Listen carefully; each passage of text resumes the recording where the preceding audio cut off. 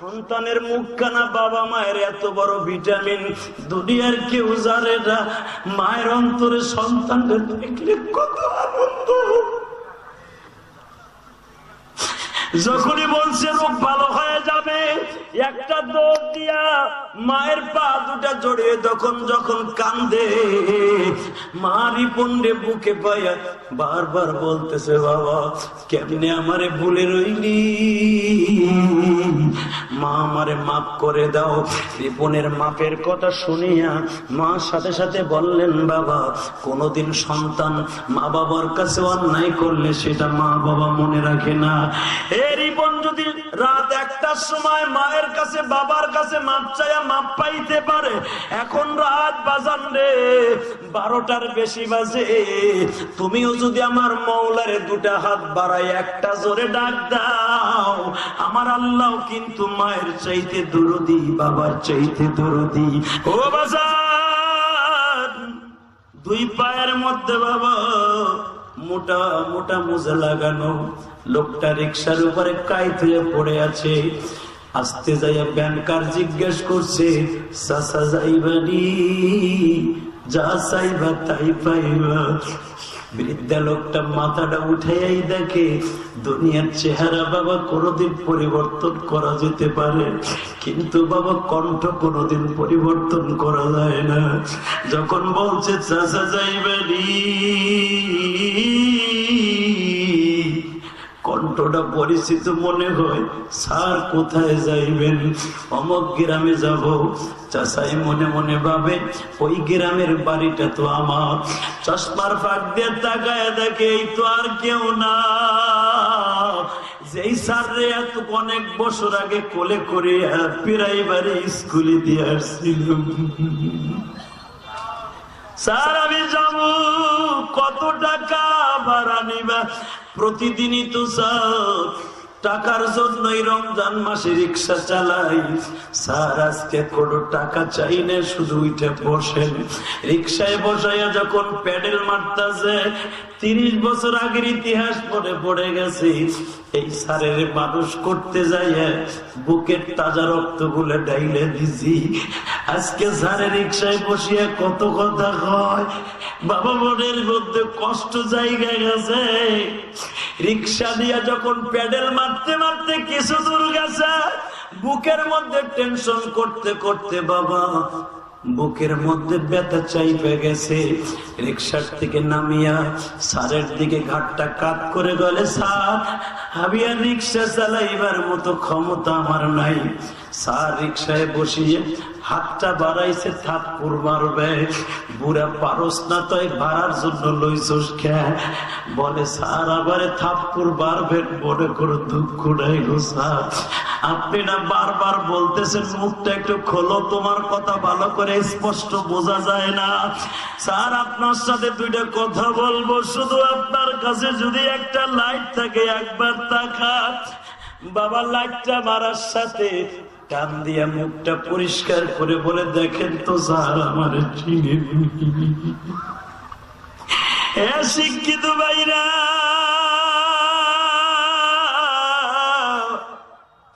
এই দুনিয়ায় টাকা পয়সা দিয়ে অনেক কিছু কিনতে পারবা, জনম দুঃখ মিয়া বাবার আদরটা কোনোদিন কিনতে পারবা না। যারা ছোট্টকালে বাবা হারাইছো তারাই বুঝতে পারবা বাবার জন্য বুকটা কত হাহাকার।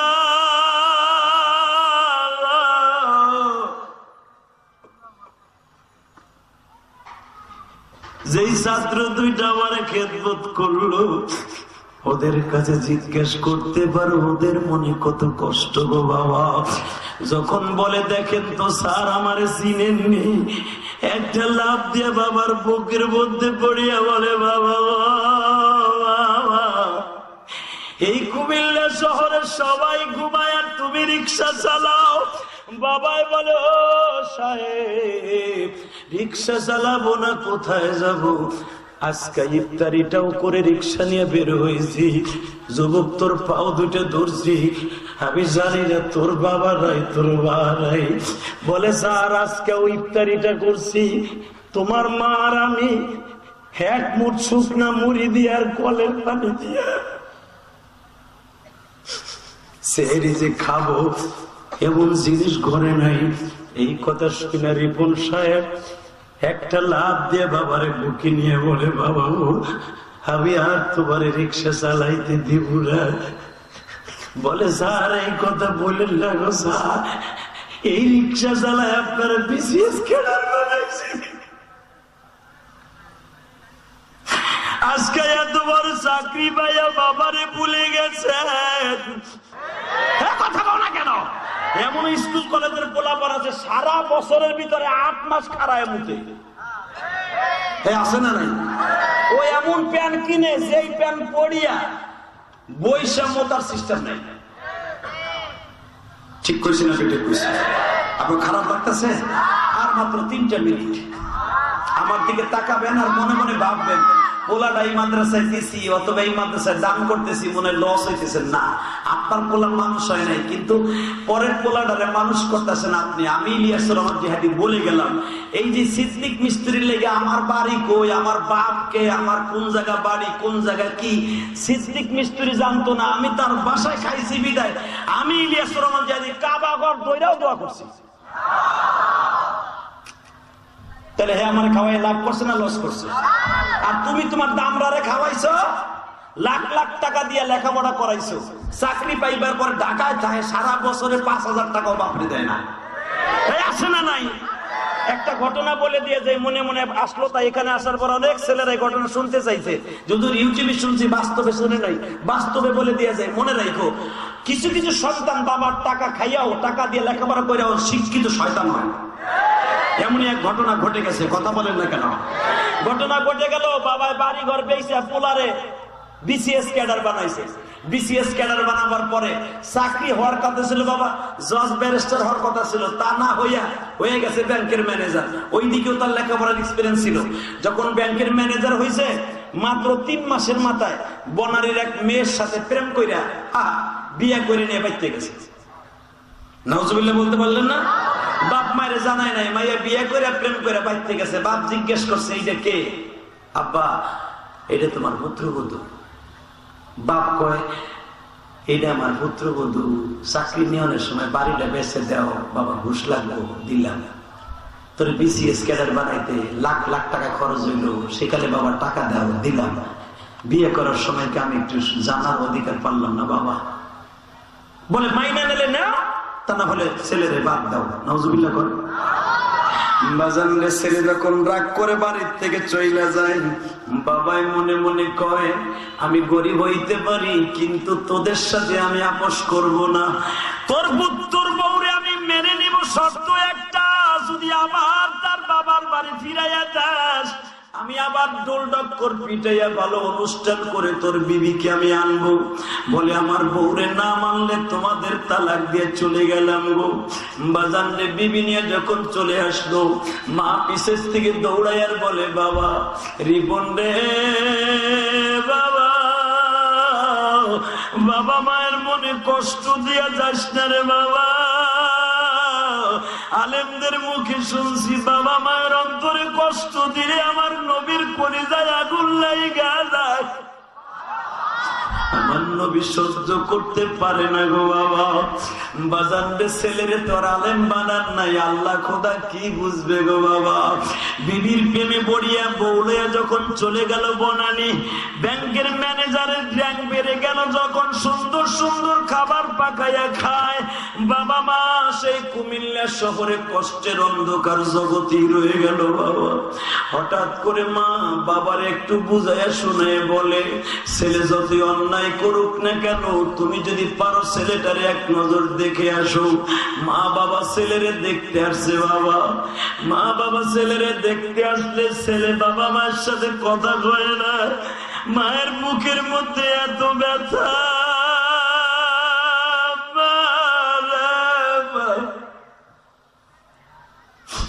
মনের কষ্ট দিয়া মা বাবা চলে গেল বাবা নিজের গ্রামের বাড়িতে। হে যুবক, তোর কপালে আমি জুতার বাড়ি বাড়ি। ওই শিক্ষার চাইরানার কোন মূল্য নাই, যে শিক্ষার ভিতরে মা বাবার খেদমত নাই। কথা কও না কেন? এই যে গত 2 সপ্তাহ আগে ফেসবুকে একটা জিনিস ভাইরাল হয়েছে, দেখছুনি? একজন জজ সাহেব তার মায়ের গাড়ির থেকে নামাইয়া ফেলাই রেখে গেছে। দেখেন নাই? মিথ্যা কথা কইছি? এত শিক্ষিত জানোয়ার, কথা কও না কেন? আজও পর্যন্ত শোনো নাই কোন আলেম তার মা বাবার রাস্তার মাঝে ফেলাই দিচ্ছে। জজ সাহেবকে যখন পুলিশে ধরছে, পুলিশ ধরে কলার ধরে তোরে কে জজ বানাইছে বল। মারে জিজ্ঞেস করছে আপনার পোলার কি বিচার চান? জজ দক্ষিণে মা বলে, স্যার আমার পোলার কোনো বিচার চাই না, আমার পোলার দোষ না, আমার পুত্রবধূ ডরে আমার পোলা আমার ফেলাই দিয়েছে। ঠিক শিক্ষিত জানোয়ার মা বাবার সাথে কথা কয় না। আপনারা জানেন ইতিহাস, আপনারা সবাই জানেন সারা পৃথিবীতে বাস্তব কিছু ঘটনা ঘটাই আল্লাহ আমাদেরকে শিক্ষা দিয়েছেন। এইভাবে 1-2 বছর না 8 বছর চলে গেছে, বাবার যৌবনকাল শেষ, বার্ধক্যে চলে আসছে, তখনও বাবা রিক্সা চালায়। 8 বছর পর্যন্ত বাপ মাইলে কথা কয় না, কারোর সাথে দেখা দেয় না, শুধু বলে তোমরা আমার সামনে আসবা না। একদিন বাবা মনের কষ্ট নিয়ে পোলার কাছে গেছে। বাবা মতিঝিলের 13 তলার উপরে ছেড়ে ব্যাংকে বসা, বাবা নিচতলায় সিসি ক্যামেরায় পোলায় দেখছে, দারোয়ানরে বলে দিছে ঘুরে যেন উপরে না আসে। আসলে আপনার কষ্ট হয়ে গেছে, আর হবে না, মুনাজাত করে দিই, কি বলে? আল্লাহুম্মা আমিন। চলবে? নাউজুবিল্লাহর ভলিউম বাড়াইলে আমার আল্লাহ খুব খুশি হবে। এই মাদ্রাসার এতিমগুলোরে কেন পালতে বলছি, এটা জ্বলন্ত প্রমাণ আমি দেখাই দিয়ে যাই। আপনার পোলা মানুষ হয় নাই, আলেম বানাইতে পারেন নাই। এ বাবা আলেম হইলেই যে সব আল্লাহর ওলি হয়ে যাবে তাও না। স্কুল কলেজের অনেক ছেলেরা আছে ডাইরেক্ট জান্নাতে চলে যাবে। এমন ভদ্র এবং এমন মা বাবার ভালোবাসার অনেক ছেলে আছে, অনেক মেয়ে আছে, মা বাবার জন্য তারা জীবন দিতে প্রস্তুত। কথা বল না কেন? অনেক মেয়ে আছে জীবনে বিয়েও বসে না মা বাবার খেদমতের জন্য।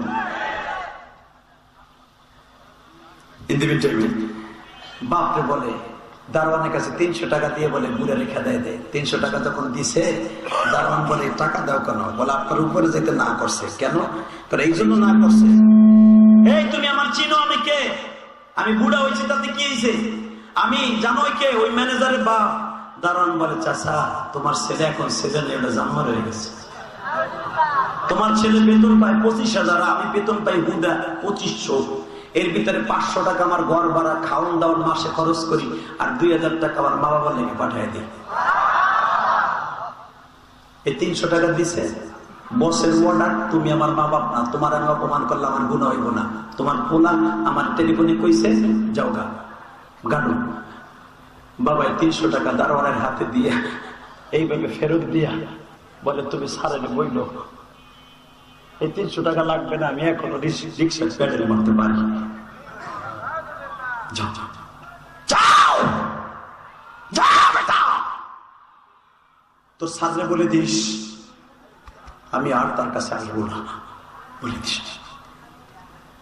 বাজার নেই, বাপ 3-4 দিন রয়েছে, রিক্সা চালাইয়ে পয়সা কামায়, ক্ষুধা লাগলে একটা পামরুটি খায়, একটা কলা খায়। কারণ বাইতে গেলে মা জিগাইব পোলায় কি দিছে, তাহলে যদি মার জন্য কিছু না নিয়ে যায় ওর মা কষ্ট পাইব। এই জন্য টাউনে বাবা 2-3 দিন রিক্সা চালাইয়া কিছু পয়সা কামাইয়া কিছু লইয়া মার কাছে গেছে। মায়ে জিজ্ঞেস করে আমার পোলা কথা কইছে, কই হ কথা কইছে, টাকা দিছে, দিছে। কই আমার পোলার টাকা দেখায় তো। বাবা রিক্সা চালকের টাকাটা কিন্তু গামে ভিজে থাকে, তাই না বাবা? কয়েকদিনের পুরান টাকা তো আর ব্যাংকের টাকা তো নতুন, ওই মহিলারা বুঝে। কে তোমার পুরান টাকা? হ্যাঁ বেটা কি হয়েছে তোর মাইকে? পুরান টাকা কে? তুমি সত্য কথা কত? মনে হয় আমার রিপন তোমার সাথে কথা কয় নাই। বাবাই রাত্রে কয় কথা কইস না, এটা আমার কপাল। তোর পোলা আমার সাথে দেখা তো দূরের কথা, দারোয়ান দিয়ে ধাক্কায় বাইর করে দিছি, দারোয়ান দিয়ে ধাক্কায় বাইর করে দিছি। 300 টাকা দিছিল, ফেরত দিয়ে আসছি। আমি এগুলো রিক্সা চালাইয়া কামাইছি।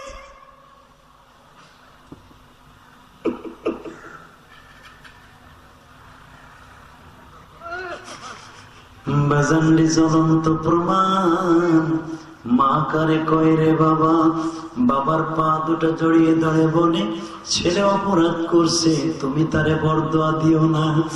আমার ছেলে একদিন না একদিন বুঝে আসবে,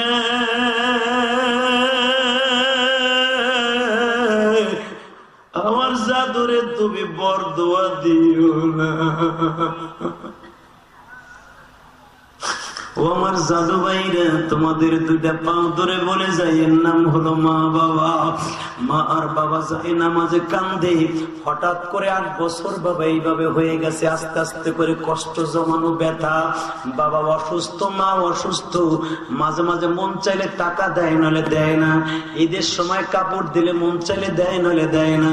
8 বছর পরে এই বছর বাবা রমজান মাসে যখন মসজিদে গুলশান সেন্ট্রাল মসজিদে নামাজ পড়তে গেছে, জুমার নামাজ, জুমার বয়ানে খতিব সাহেব বলে দিছে, হুমা জান্নাতুকা ওয়া নারুকা, ওই সন্তানের দোয়া, নামাজ, রোজা কোনটা আসমানে যাবে না। যাদের মা বাবার তাদের প্রতি অসন্তুষ্ট, ওর কোন নামাজ, রোজা, আসমানে, হজ, যাকাত যাবে না। এই ওয়াজটা ব্যাংকার শুনে ফেলছে, আজকে মসজিদে আগে যাই ওয়াজটা শুই না, মাথার মধ্যে আঘাত করছে। তাহলে আমার এত লাখ লাখ টাকা আমার মা বাবা খাইতে পারে না, আমার এই টাকা কে খাইব? আমার সবই তো বেতা। বাসায় যাইয়া বিবিকে বলতেছে, আমার আজকে অন্তরটা গলে গেছে। কয় কে? তোমারে বিয়ে কইরা মা বাবারে কেমন যেন কষ্ট দিয়ে ফেলেছি, বড় লোকের মেয়ে বলে এই কথা জীবনও বলবো না। মনে রাখো, আমি তোমারে কোনোদিন মা বাবারে টাকা দিতে না করি নাই। আল্লাহু আকবার জোরে বলো। কোনদিন তুমি বলতে পারবা না আমি শিল্পপতির মায়া হইতে পারি, তোমার চেহারা দেখে বিয়ে বসছি, বাবা মায়ের সম্পদ দেখে বিয়ে বসি নাই। কিন্তু এটা তোমারে কোনদিন বলি নাই মা বাবার টাকা দিও না, তুমি একটা শিক্ষিত শয়তান। বউতে যখন কয় তুমি একটা শিক্ষিত শয়তান, ওর মাথা আরো ঘুরে গেছে। যেই বললে মা বাপরে এইভাবে পর করে দিছি বলে ফেলছে, তাহলে আগামী বৃহস্পতিবার কয়েকদিনের ছুটি নিয়ে মা বাবারে দেখতে যাব। ও যুবক ভাইরা, সবাই জানো ঘটনা। ঢাকার থেকে কিছু মার্কেটিং করে টাকা পয়সা সাথে নিয়ে, কিছু ইফতারি টাকা পয়সা নিয়ে যখন সায়েদাবাদ থেকে গাড়িতে উঠছি, ততদিন তিনকালে বাজানরে দাউদকান্দি ফেরিঘাট ছিল, এখন তো ব্রিজ হয়ে গেছে।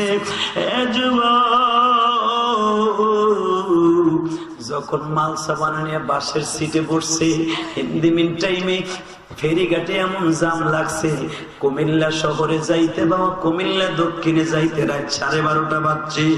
12:30 বাজার পরে রমজান মাস, শীতের মৌসুম, মাঘ মাসে শীতের মধ্যে কোন মানুষ বাজারে নাই। এই গাংনি বাজারে বাজান এখন এই যুগে কিন্তু রাত 12টা-1টা পর্যন্ত মানুষ থাকে, ঠিক না বেটি? কিন্তু আজ থেকে 20 বছর আগে স্যার কোন মানুষ 12টার সময় পাইতেন না। হ্যাঁ, কথা বল না কেন? সর্বহারার ভয় ছিল, ছিল না? ছিল না? এই যে ওই পার জানি কি বলে,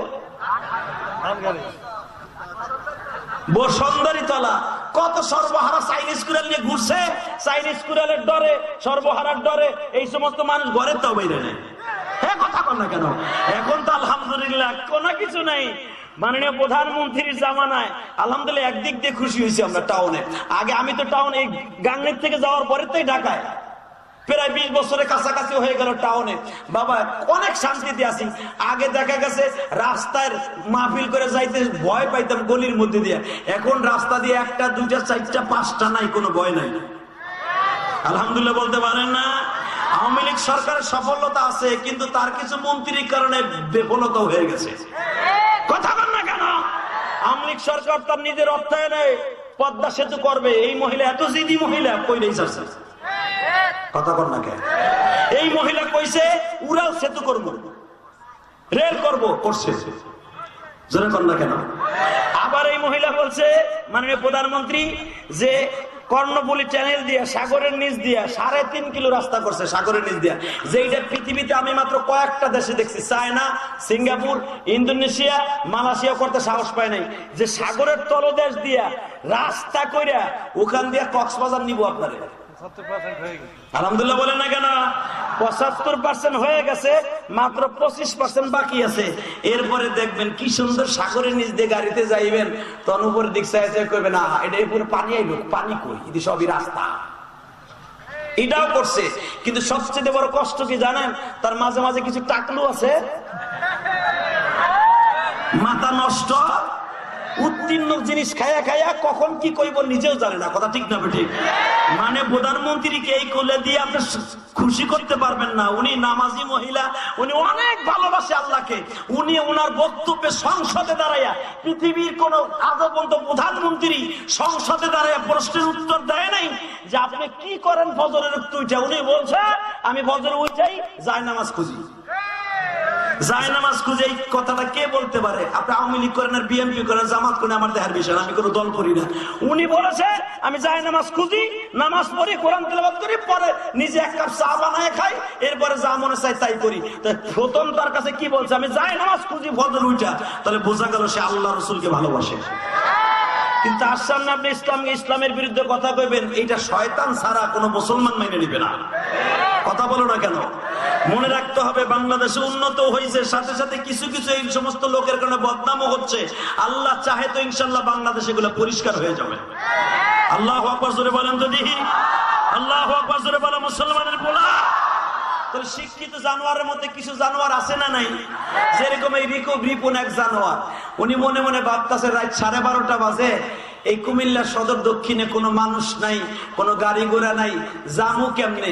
ইন্দি মিন টাইমে মনে মনে চাই চিন্তা করে যে কোথায় গেলে একটা গাড়ি পাবো। রাত্রে তো বাড়িতেও যাওয়ার দরকার, 12:30টার সময় চোর ডাকাইতের ডর, এত কিছু কোন দিকে যাবো? হঠাৎ করে দেখে একজন লাড়ি লয়ে দাঁড়ায় রয়েছে। জিজ্ঞেস করে চাচা, এটা কথা জিজ্ঞেস করি কি এখানে কি কোনো রিক্সা মিক্সা পাওয়া যাবো না? আপনি কি পাগল হয়েছেন নি মিয়া? এই রাত 12:30টার সময় কোনো রিক্সা পাওয়া যাবে? প্রশ্ন ওঠে না। চাচা বাড়িতে যাওয়ার দরকার, একটু গাড়িটা ভাও করে দাও, তোমার দরকার কিছু টাকা দিন নে। বলে শোনেন, আপনি যখন এত কাকুতি মিনতি করে বলতেছেন, একটা কথা শোনেন, রাগ করেন না।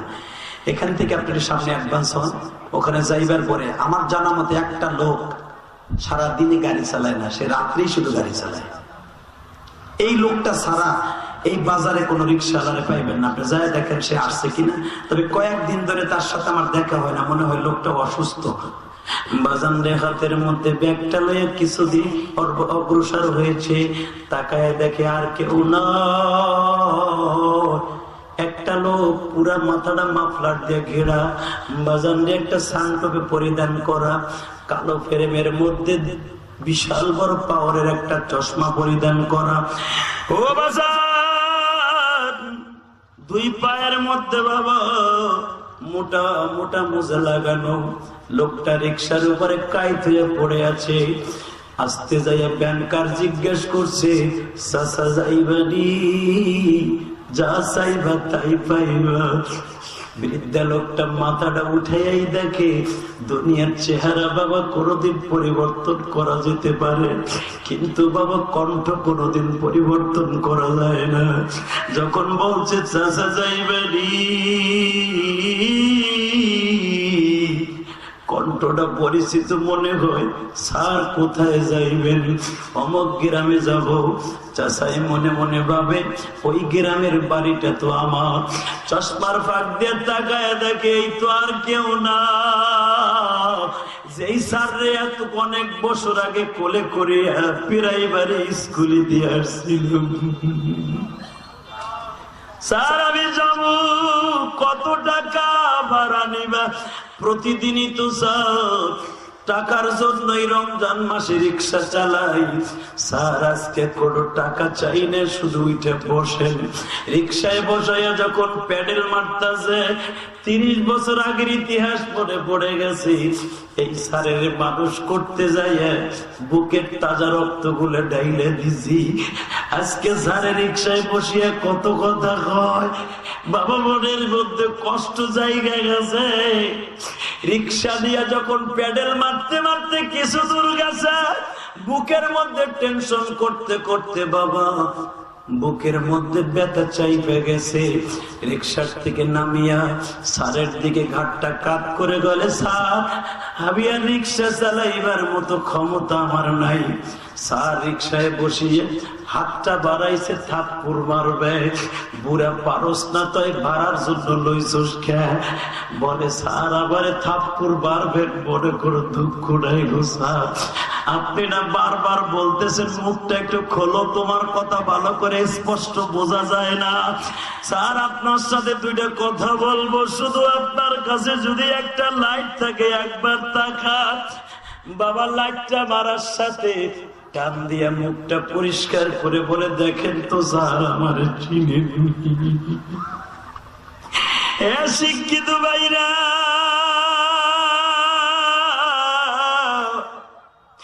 এই দুনিয়ায় টাকা পয়সা দিয়ে অনেক কিছু কিনতে পারবা, জনম দুঃখ মিয়া বাবার আদরটা কোনোদিন কিনতে পারবা না।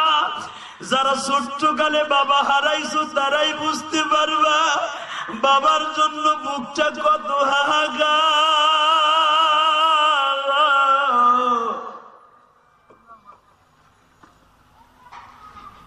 যেই ছাত্র দুইটা আমার খেদমত করলো, ওদের কাছে জিজ্ঞেস করতে পারো ওদের মনে কত কষ্ট গো বাবা। যখন বলে দেখেন তো স্যার আমারে চিনেননি, একটা লাভ দিয়ে বাবার বুকের মধ্যে পড়িয়া বলে, বাবা এই কুমিল্লা শহরে সবাই ঘুমায় আর তুমি রিক্সা চালাও। বাবাই বলে, ও সাহেব রিক্সা চালাবো না, কোথায় যাব? আজকে ইফতারিটাও করে রিক্সা নিয়ে বের হয়েছি। যুবক তোর পাও দুটো ধরছি, আমি জানি না তোর বাবা নাই তোর মা নাই। বলে স্যার আজকেও ইফতারিটা করছি, তোমার মা আর আমি এক মুঠ শুকনা মুড়ি দিয়ে আর কলের পানি দিয়ে সেহরি যে খাবো এমন জিনিস ঘরে নাই। এই কথা শুনে রিপন সাহেব একটা লাভ দিয়ে বাবারে বুকে নিয়ে বলে, বাবা আমি আর তোমার রিক্সা চালাইতে দিব না। বলে স্যার এই কথা বলেন না গো স্যার, এই রিক্সা চালায় আপনার বিসিএস খেলার বানাইছে। আজকে এত বড় চাকরি পাইয়া বাবারে ভুলে গেছেন। মানুষে খারাপ বলবে বিদায়, আমি রাতের অন্ধকারে রিক্সা চালাই, দিনের বেলা চালাই না। বাবার কাছ থেকে রিক্সাটা কিনে নিয়ে বাড়িতে রওনা দিলেন। এ যুবক ভাই, আমি তোর দুটা পাও ধরছি, এখন শুধু আওয়াজ দিবি। আমার বিশ্বনবী কেন বলেছে, হুমা জান্নাতুকা ওয়া নারুকা, মা বাবা তোমার জান্নাত, মা বাবা তোমার জাহান্নাম। যখন বাড়ির সামনে গেছে, বাবার পায়ের আওয়াজ শুনিয়া মা বলতেছে, রিপনের বাবা আসছো? বাবাই বলতেছে, আসছি। ঔষধ আনছো? এমন ঔষধ আনছি খেতে হবে না, একবার দেখলেই তোমার পেটটা ভরে যাবে, তোমার রোগ ভালো হয়ে যাবে। হে আমার গান্নির জাদু ভাইরা, এই দুঃখীর গুরুদির কষ্ট দিষ্ঠারে ভাই। বাবাই বলতেছে, দেখলেই তোমার রোগ ভালো হয়ে যাবে। জাদু ভাইরা রে, সন্তানের মুখখানা বাবা মায়ের এত বড় ভিটামিন দুনিয়ার কেউ জানে না। মায়ের অন্তরে সন্তানটা দেখলে কত আনন্দ। যখনই বলছে রোগ ভালো হয়ে যাবে, একটা দৌড় দিয়া মায়ের পা দুটা জড়িয়ে যখন কান্দে, মা রিপন্ডে বুকে পাইয়া বারবার বলতেছে, বাবা কেমনে আমারে ভুলে রইলি, মা আমারে মাফ করে দাও। রিপনের মাপের কথা শুনিয়া মা সাথে সাথে বললেন, বাবা কোনদিন সন্তান মা বাবার কাছে অন্যায় করলে সেটা মা বাবা মনে রাখে না। রিপন যদি রাত 1টার সময় মায়ের কাছে বাবার কাছে মাপ চাইয়া মাপ পাইতে পারে, এখন রাত বাজান রে 12টার বেশি বাজে, তুমিও যদি আমার মওলারে দুটা হাত বাড়াই একটা জোরে ডাক দাও, আমার আল্লাহ কিন্তু মায়ের চাইতে দরদি, বাবার চাইতে দরদি।